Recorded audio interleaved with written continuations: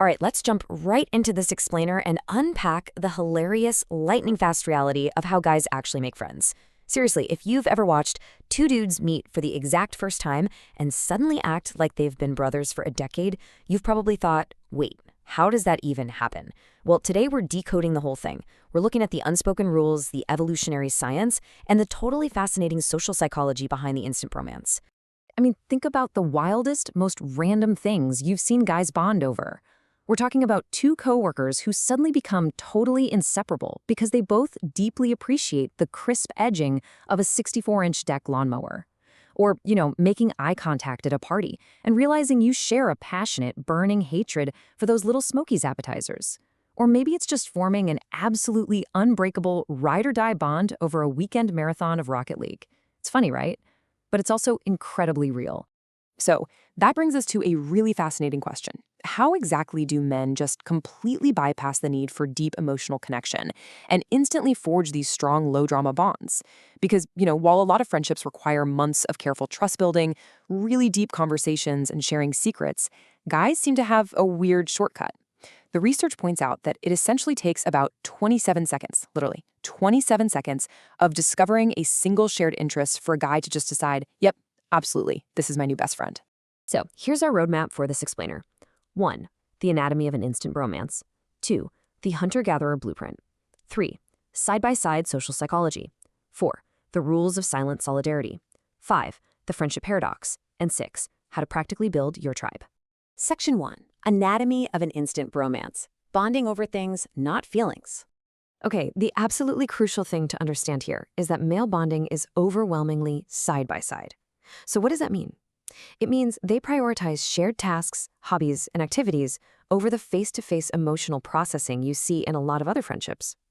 If you look at women's friendships, for instance, they're often built heavily on intimate emotional sharing, direct eye contact, and deep vulnerability. But guys? Guys bond by looking outward at a shared goal. Whether they're fixing a car engine, playing a video game, or watching a game, the activity itself is the glue holding it all together.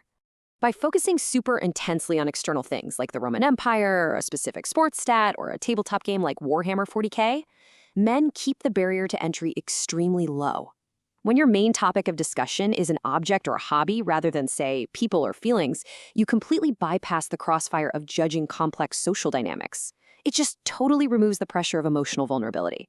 You literally don't need to know a guy's deepest, darkest fears to be his buddy. You just need to know that he uses the same strategy in a game or supports the same hockey team.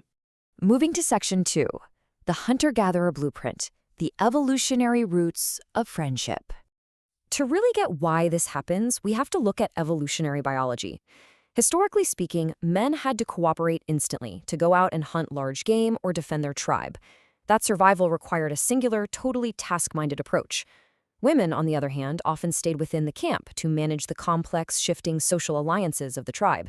That's a role that demanded immense emotional intelligence, deep perception, and a very cautious approach to trust, because navigating village politics was quite literally a matter of survival.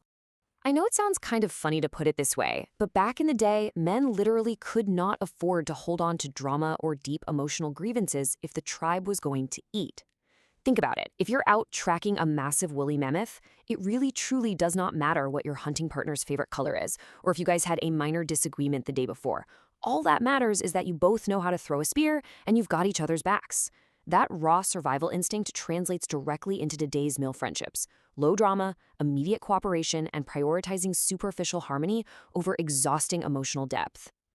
Section 3. Side-by-side social psychology, the unspoken group dynamics. Now, if you just sit back and observe a group of male friends, the very first thing you'll notice is the humor. Instead of sitting around sharing their anxieties, men use roasting and really blunt banter as a ridiculously efficient tool for inclusion. When a guy playfully insults you with a, "Come on man, lock in, you're playing like trash," it's not a real attack. It's an unspoken vibe check. It establishes accountability and mutual respect without making things awkward. Getting teased essentially means you're accepted. It's their unique, evolutionary way to show affection and resolve minor conflicts entirely through humor, totally bypassing emotional vulnerability. If you look at this through the lens of an anthropology student observing a wild tribe, the silent rules of male solidarity are absolutely fascinating. Men accept social hierarchies incredibly quickly when they meet. establishing who's the leader, who's the funny guy, and they do this largely as a social psychology mechanism to avoid physical conflict. If two guys get into a disagreement, they can often resolve it in minutes with a joke, shake hands, and actually walk away closer than before. There's just this mutual, unspoken agreement to let the petty stuff slide and maintain silent solidarity. Section 5. The Friendship Paradox. Navigating Modern Loneliness. So, despite all these easy bonding mechanisms, we live in a highly digital age where loneliness is skyrocketing. And this brings us to the friendship paradox. It perfectly explains why so many completely normal guys feel unpopular. See, social networks are naturally built around a few highly social central figures. We call them hubs, because mathematically, you are way more likely to be friends with these massive social butterflies. When you inevitably compare your own circle to theirs, you feel totally disconnected. Plus, if that central hub moves away, the whole friend group can fracture overnight, leaving you suddenly isolated. And honestly, the sad truth about getting older is that most friendships don't end in some fiery, dramatic betrayal. They just quietly fade away. Maintaining adult friendships takes dedicated time and energy. Between your career, your family, and just general exhaustion, it is so incredibly easy to let a connection wither away purely from neglect. If you aren't putting in continuous, real-world FaceTime, the bond just dissolves. Which brings us to Section 6, How to Build Your Tribe. Actionable social steps. So how do we fix this? You can absolutely manufacture new, high-quality friendships by simply leaning into the way guys naturally connect. Step 1, put yourself in a physical, shared space. Join a local hobby shop, recreational sports league, or a gym. Step 2, focus entirely on the mutual activity rather than trying to force a deep, awkward conversation. And Step 3, take the initiative. Don't underestimate professional environments either.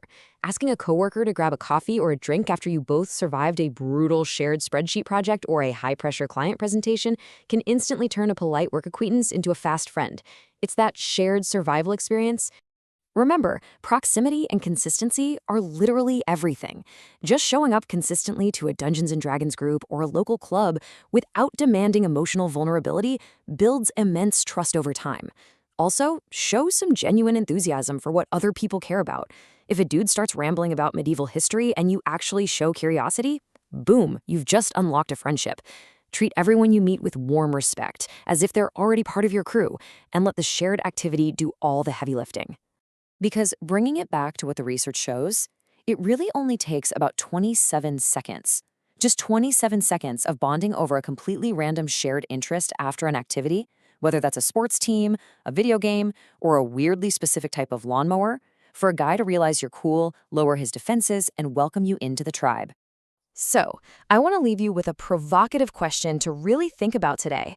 Armed with the science of side-by-side bonding and our primal evolutionary need for a tribe, what specific hobby, club, or shared space are you going to step into this week to start expanding your social circle? Get out there, find that shared activity, and let the instant bromance happen.